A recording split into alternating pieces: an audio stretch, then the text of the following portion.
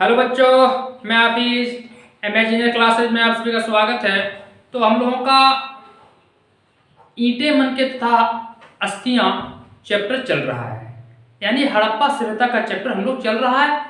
Class 4 तक किए हैं, यानी 4 पार्ट हम लोग कर चुके हैं और आज हम लोगों का जो है वो पार्ट 5 का क्लास है। तो चैप्टर हम लोग का क्या चल रहा है? चैप्टर हम लोग का है ईंटें मन के तथा अस्थियां, यानी हड़प्पा सभ्यता हम लोग देख रहे हैं। तो आज हम लोग जो देखना है पार्ट 5 को देखना है। तो देखिए यहाँ पर लिखे हैं कि पहला टॉपिक क्या है, सामाजिक भिन्नताओं का अवलोकन, यानी समाज को देखना है, यानी हड़प्पा सभ्यता में समाज कैसे थे। तो देखिए किसी भी समाज को देखने के लिए दो चीजों को देखना जरूरी हो जाता है। एक होता है कि सामाजिक तथा आर्थिक, यानी समाज किस वर्ण में थे, समाज की वर्ण व्यवस्था क्या थी, और आर्थिक देखना है कि आदमी वहां गरीब थे कि अमीर थे, अगर अमीर थे तो कितने अमीर थे, और गरीब थे तो कितने लोग गरीब थे। इस चीज को देखना है। किसी भी समाज को देखने के लिए आपको दो चीजों को देखना जरूरी हो जाता है। तो देखिए अब यहाँ तो हड़प्पा सभ्यता से हमें लिखित साक्ष्य तो कुछ मिला नहीं है, कुछ लिखित प्रमाण तो मिला नहीं है। तो वहां फिर पता कैसे लगाया? तो पुरातत्वविदों ने पता कैसे लगाया? सावधानों का अध्ययन करके या फिर विलासिता की वस्तुओं का अध्ययन करके। विलासिता की वस्तुएं होता है कीमती वस्तुएं, इसका मतलब होता है। और सावधान का मतलब क्या होता है? नहीं, सावधानों का अध्ययन किस प्रकार किया? तो देखिए मिस्र के पिरामिडों से, यानी मिस्र के पिरामिड क्या होता है? पिरामिड इस प्रकार से ताबूत समझते होंगे। मान लो ये ताबूत है, ये ताबूत है। अब यहाँ पर क्या क्या हो गया है कि आदमी को रख दिया गया है यहाँ पर, समझ रहे हो ना? तो मिस्र के ताबूत यानी पिरामिडों से जो सावधान प्राप्त किए, जो लाश को प्राप्त किए, तो मिस्र के पिरामिडों में कीमती वस्तुएं प्राप्त हुआ। वहां सोने चांदी इस प्रकार से वस्तुएं जब प्राप्त हुआ, लेकिन हड़प्पा सभ्यता जो थे वो तो समकालीन थे। तो हड़प्पा के समकालीन मिस्र थे, तो मिस्र के पिरामिडों से क्या पता चलता है कि वहां के गर्तों से, वहां के कब्रों से, वहां के पिरामिडों से जो सावधान प्राप्त हुए, उन सावधानों के साथ कीमती वस्तुएं प्राप्त हुआ। यानी इस बात पर उन लोगों का यकीन था, इस बात पर उन लोगों का बिलीव था कि मरने के बाद भी इसका यूज किया जाएगा।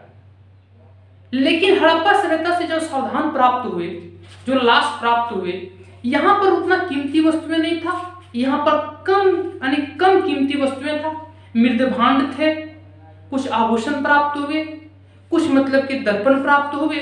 तो इससे यह बात पता चलता है कि मिस्र के पिरामिडों में कीमती वस्तुएं प्राप्त होती है, लेकिन हड़प्पा सभ्यता के हड़प्पा स्थलों से मृतकों के साथ कीमती वस्तुएं प्राप्त नहीं होती है। यानी यह बात पता चला कि कीमती वस्तुओं पर दफनाने के साथ विश्वास नहीं रखते थे हड़प्पावासी लोग।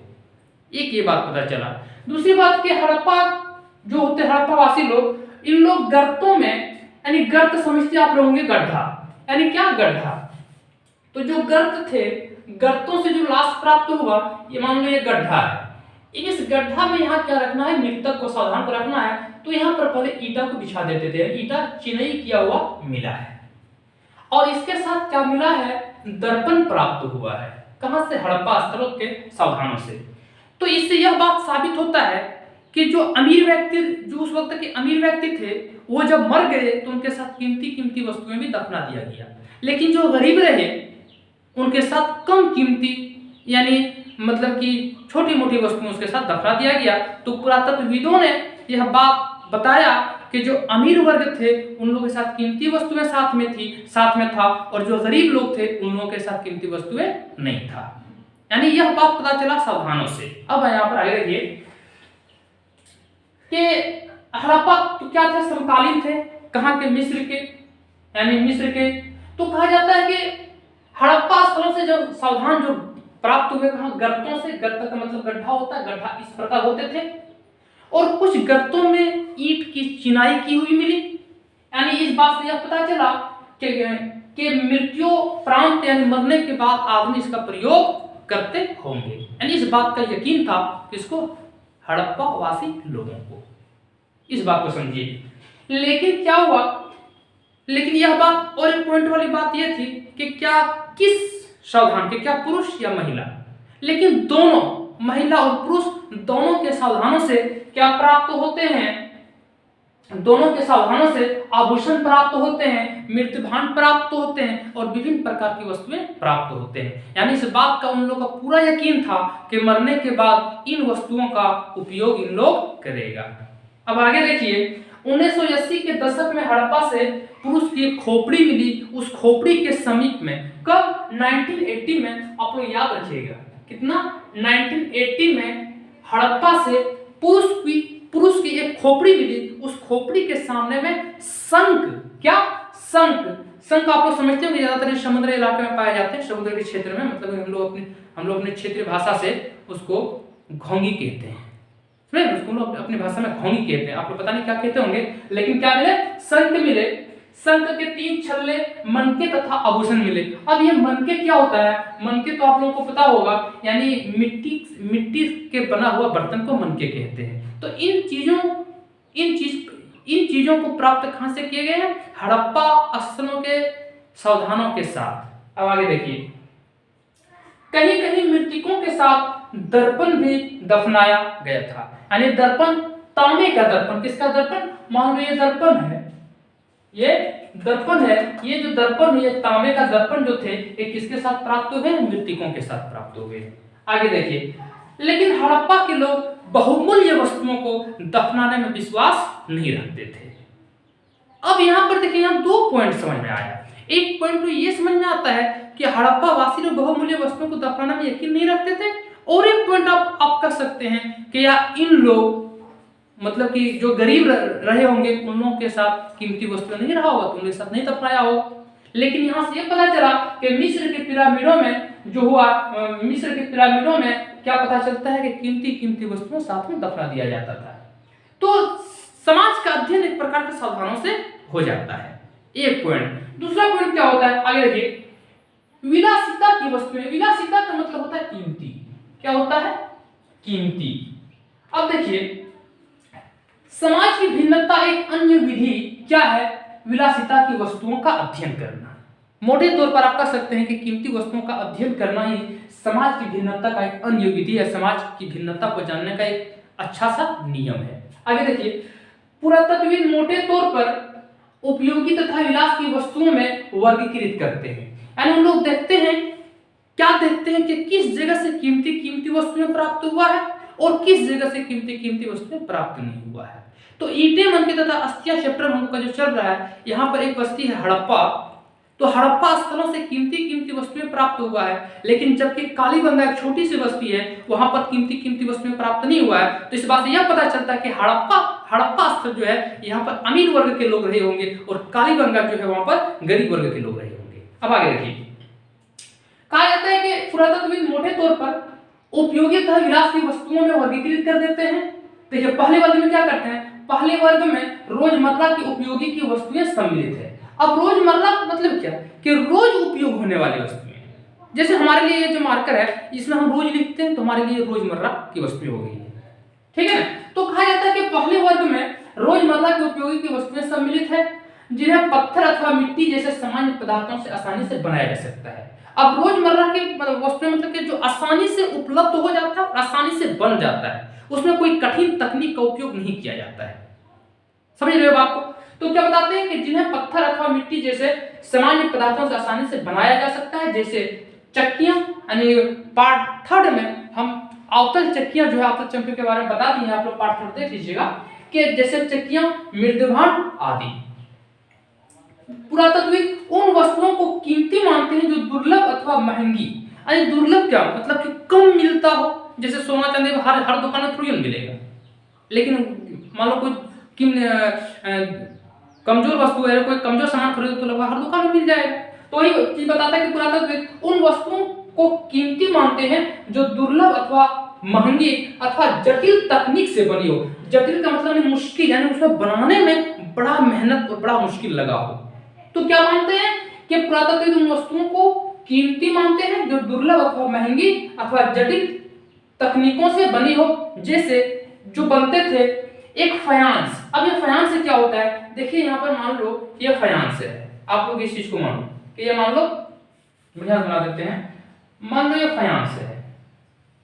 देखिए, मान लो ये फायांस है,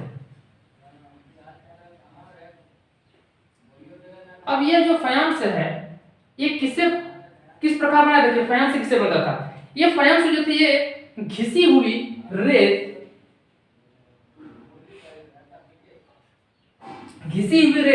प्लस में रंग मिला करके चिपचिपा जो पदार्थ होते हैं इसको मिला करके अच्छी तरह से पका करके फायांस बनाता था, और फायांस से इस प्रकार की वस्तुएं हड़प्पावासी बनाते थे। आप समझे? अब होता है कि तो इन वस्तुओं से, अब मान लो फायांस से जो चीज बना है इससे क्या पता चलता है, यानी ये बड़ा मुश्किल सामान रहा होगा। यानी देखिए पहले घिसी हुई रेत में रंग मिलाया, फिर चिपचिपा पदार्थ बनाया, फिर अच्छा से उसको पकाया, फिर उसके बाद इस चीज को बनाया। मतलब ये जो वस्तु है ये वस्तु कीमती वस्तु है।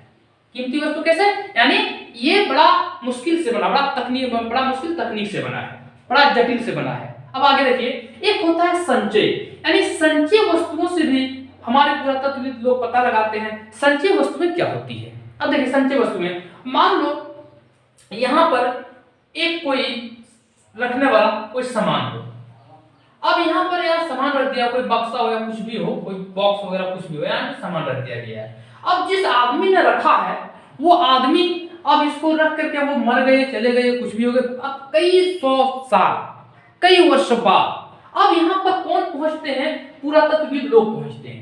अब पुरातत्वविद लोग क्या देखते हैं, इस बॉक्स को जैसे खोलते हैं यहाँ पर कुछ वस्तुएं प्राप्त होते हैं, लेकिन ये जो वस्तुएं हैं ये वस्तुएं कीमती वस्तुएं हैं। कैसा वस्तु है, कीमती वस्तुएं हैं। अब मान लो कीमती वस्तु, मान लो सोना ही है, मान लो चांदी ही है, कुछ भी कीमती वस्तुएं हैं, तो आप देख करके आप क्या बोलेंगे, आप यही बोलेंगे यह जो सामान रखा है वो कोई अमीर वर्ग के लोग ही रखे होंगे, है कि? तो पुरातत्वविद लोगों ने जब इस चीज को खोला तो देखा कि कीमती वस्तु है, तो पुरातत्वविद लोगों ने कहा कि यह जो चीज रखा है मतलब कि अमीर वर्ग के लोग ही रखे होंगे। तो इसी चीज को संचयी वस्तुओं कहा जाता है। तो संचयी वस्तुओं से भी पता चलता है कि समाज मतलब कि किस प्रकार था, गरीब था या तो मतलब कि अमीर वर्ग के समाज रहे होंगे। अब आगे देखिए, महंगे पदार्थों से बनी वस्तुएं, यानी महंगे पदार्थों से बनी वस्तुएं सबसे ज्यादा कहां से प्राप्त हुआ है, मोहनजोदड़ो और हड़प्पा के बस्तियों से प्राप्त हुआ है। मोहनजोदड़ो और हड़प्पा के वस्तु जो था ये कीमती वस्तुओं का केंद्र था। अब ये केंद्र ही रहा होगा, क्यों? क्योंकि यहां से कीमती वस्तुएं प्राप्त हुआ है। लेकिन जो छोटी बस्तियां रही होगी, छोटी बस्तियों में विरले से प्राप्त होता है कीमती वस्तुएं। विरले का मतलब होता है मुश्किल से, क्या मुश्किल से वस्तुएं प्राप्त होती है। अब आगे देखिए, जैसे फायांस, अब ये मान लो फायांस से बना है, ये बड़ा तो मुश्किल तकनीक से बना हुआ है, जटिल तकनीक से बना हुआ है और ये मुश्किल से प्राप्त होता है। तो यह फायांस में क्या रखते होंगे हड़प्पावासी, तो लोग क्या रखते होंगे, सुगंधित द्रव्य रखते होंगे, यानी सुगंधित वस्तुएं इसमें रखते होंगे, किसमें, फायांस में। अब आगे देखिए, लेकिन कालीबंगा एक छोटी बस्ती है, क्या है, एक छोटी बस्ती है, यहाँ पर कोई भी कीमती वस्तुएं प्राप्त नहीं है, यानी कह सकते हैं कि विरले से प्राप्त है। इससे यह पता चलता है कि मोहनजोदड़ो और हड़प्पा में जो लोग रहे होंगे वो अमीर वर्ग के लोग रहे होंगे और कालीबंगा में गरीब वर्ग के लोग रहे होंगे। लेकिन सोना भी दुर्लभ था, संभवतः कीमती था, तो हड़प्पा स्थलों से प्राप्त है। आप यहाँ पर आप ही सोच लीजिए, जिस राज्य से ज्यादा सोना प्राप्त होगा, अभी वर्तमान में आप क्या कहेंगे, वो राज्य अमीर है। लेकिन जिस राज्य से सोना प्राप्त नहीं होगा, वहां पर मतलब कीमती वस्तुएं प्राप्त नहीं होगा, आप क्या कहेंगे, वो राज्य गरीब है। ये समझ रहे हो ना बात को? तो वही कहा जाता है कि जो सोना भी दुर्लभ तथा संभवतः कीमती था, तो ये कहां से प्राप्त है, हड़प्पा स्थलों से प्राप्त है। आप लोग जल्दी से स्क्रीनशॉट लीजिए। तो चलिए अब हम लोग आगे देखते हैं, हम लोगों ने क्या देखा कि सामाजिक अवलोकन देखें, हड़प्पा में सामाजिक अवलोकन के बाद हम लोग आगे देखते हैं शिल्प उत्पादन के विषय में जानकारी। शिल्प उत्पादन क्या है, देखिए सबसे पहले इस चीज को समझिए कि मोहनजोदड़ो सबसे बड़ी बस्ती है, 125 हेक्टेयर में फैला हुआ बस्ती प्राप्त हुआ है हड़प्पा से। हड़प्पा की सबसे बड़ी बस्ती मोहनजोदड़ो, सबसे छोटी बस्ती चांगुदड़ो। देखिए हड़प्पा ये जो मोहनजोदड़ो 125 हेक्टेयर में फैला हुआ है, जबकि चांगुदड़ो मात्र 7 हेक्टेयर में फैला हुआ है। इस चीज को समझिए। लेकिन शिल्प उत्पादन में सबसे ज्यादा संलग्न जो रहे हैं वो चांगुदड़ो रहे हैं। यानी यह बात पता चलता है कि सबसे ज्यादा जो उत्पादन होते होंगे, जो बनाते होंगे, जो बनाने का कारखाना होगा जहां पर सामान बनते होंगे, वो कहां बनते होंगे, चांगुदड़ो। देखिए चांगुदड़ो में क्या क्या बनते होंगे, यानी सबसे पहले शिल्प को देखिए। शिल्प हम क्या किसको बोल रहे हैं, मनके बनाना, शंख बनाना, शंख की कटाई करना, धातु कर्म, मोहर बनाना तथा बाट बनाना, यही तो शिल्प उत्पादन है। समझ गए, यही तो शिल्पकारी है। तो कहा जाता है कि अब यहाँ पर देखिए कि चांद हुदरुओं में क्या क्या बनते थे, मनके बनता था, शंख की कटाई होती थी, धातु कर्म, मोहर का निर्माण होता था तथा बाट बनता था। अब बाट किसको कहते हैं, जो हम लोग अपनी भाषा में किलो कहते हैं, जिसको वजन करने वाला, समझे ना, 1 किलो 2 किलो 3 किलो, उसी को बाट कहता है। तो ये सब प्राप्त हुए कहां से, चांदुओं से। अब आगे देखिए ये सब बनते किससे थे, कौन चीज से बनते थे, कौन से धातु था इन लोगों का। तो देखिए कार्निलियन दरअसल एक पत्थर है, पीला पत्थर है, लेकिन इस पत्थर को जब पका देता है तो ये लाल हो जाता है। कार्निलियन पत्थर, जैस्पर पत्थर, स्फटिक पत्थर, क्वार्ट्ज पत्थर तथा सेल खड़ी, ये सब पत्थर है। सेल खड़ी बहुत ही मुलायम पत्थर है। तो मनके तो सन यानी मनके किसे बनते होंगे, कार्निलियन, ये सब सारे चीज क्या है, पत्थर है। अब देखिए धातु देखिए, तांबा है, कांसा है तथा सोने तथा शंख और फायांस, फायांस भी समझाए, फायांस और पक्की मिर्च, यानी इन चीजों से यह सब सामान बनते थे। क्या क्या बनते थे आप लोग याद रखिए, मनके, देखिए ऐसे याद रखिए, मनके मोहर, उसके बाद मनके मोहर बाट शंख धातु कर, इस प्रकार से ट्रिक से याद रख सकते हैं। आगे देखिए, और ये सब चीजों से बनते थे। और क्या बनते थे फिर, पत्थरों को जोड़कर, मान लो यह पत्थर है और यह पत्थर है, यानी इस प्रकार से कुछ लोग बना देते थे। तो एक प्रकार से पत्थरों को जोड़कर भी सामान उन लोग का बनता था। अब यहाँ पर देखिए, और पत्थरों को जोड़कर सोने के टॉप वाले पत्थर क्या करते थे, मान लो यह कोई सामान है, यह क्या है, यह मान लो कोई सामान है, अब यह कोई सामान, इस पर क्या करते थे, सोने का टोप लगा देना, लेकिन सोने का पानी चढ़ा देना, जिसे आजकल होता है कि नहीं, किसी भी मतलब की वस्तु पे सोने का पानी चढ़ा देना, बिल्कुल सोने जैसा लगेगा। तो इस तरफ से कहा जाता है कि सोने का टोप चढ़ा देना। इनका आकार क्या होता था, चक्राकार होता था, बेलनाकार, मतलब इस प्रकार से होते थे, इस प्रकार से होते थे, बेलनाकार, एकदम बेलनाकार आकार के होते थे, बेलनाकार होते थे, ढोलाकार होते थे तथा खंडित होते थे, टूटे। अब खंडित किस प्रकार से, जैसे माला में होता है, यहाँ पर देखिए, जैसे यह जो माला बनता है, देखिए 1 2 इस प्रकार से खंडित प्रकार से होते थे। अब इससे क्या बन रहा है, इससे क्या बन रहा है, माला बन रहा है। तो खंडित आकार की भी सामान लोग बनाते थे। आप सिंपल में याद रखिए, चक्राकार, बेलनाकार, ढोलाकार तथा खंडित, बस इसी प्रकार याद रखिए। लेकिन सेल खड़ी जो भी बताएं कि सेल खड़ी बहुत ही मुलायम पत्थर होते थे। तो सेल खड़ी के चूर्ण के लेप को सांचे में ढालकर मनके बनाते थे। सिंपल वाली बात, जो आइसक्रीम जो बनता है, आइसक्रीम में गला हुआ रहता है, उसका लेप लेता है, लेप क्या करते हैं, सांचे में ढाल देते हैं। मान लो कोई ग्लास में ढाल दिया, अब कुछ देर बाद जब वो जम जाता है, ग्लास को हटा लीजिए, उसी प्रकार लेप उसका निकल आएगा। तो ये कह रहा है कि सेल खड़ी जो मुलायम पत्थर होते थे, इसका चूर्ण को लेप को सांचे में ढाल करके क्या बनाते थे, मनके बनाते थे। एक पॉइंट आगे देखिए, और फिर पत्थरों के पिंडों को अपरिष्कृत करके इसका आकार जो होता था, क्या करता था कि सल्क आकार देता था, सल्क आकार देता था। यानी मतलब कि यह कोई पत्थर है, यह कोई पत्थर है, इस पत्थर को इतना काट दिया, अब ये पत्थर क्या होगा, इतना कट गया है। अब इसी पत्थर को फिर क्या करता था, रगड़ करके, घास करके, जैसे भी हो सकते इसको मुलायम करके इसका अंतिम जो आकार देता था वो सल्क आकार देता था, और इससे क्या हो जाता था कि सामान तैयार हो जाता था। तो इसी को के सल्क का अंतिम रूप दिया जाता था। देखिए, चांदहुद्रो, लोथल और धौलावीरा से छेद करने का यंत्र प्राप्त हुआ है। जहां से मशीन प्राप्त होता है उसी शहर को ना आप कहेंगे कि यहाँ पर सामान बनने का केंद्र है या शहर। तो जो ये मनके बनता था, मान लो ये कोई सामान बन गया है, अब मान लो इस पर यहाँ पर छेद करेगा, तो छेद करने का जो मशीन प्राप्त हुआ है, आप लोग देखिएगा एनसीईआरटी बुक में, यहाँ पर देखिए एनसीईआरटी बुक पेज नंबर 10 में आप लोग देखेंगे तो चित्र 1.13 में देखें कि औजार तथा मनके में एक सामान है। इससे क्या होता था कि छेद किया जाता था, किस पर, इन सामानों पर, यानी माला के ऊपर, यानी मनके के ऊपर जो छेद करते थे। तो इन छेद करने का जो मशीन है, जो यंत्र है, वो कहां से मिला है, चांदहुद्रो से, लोथल से और धौलावीरा से। तो इससे यह पता चलता है कि ये सब जो बस्तियां हैं, ये सब शिल्प बनाने का केंद्र रहे होंगे।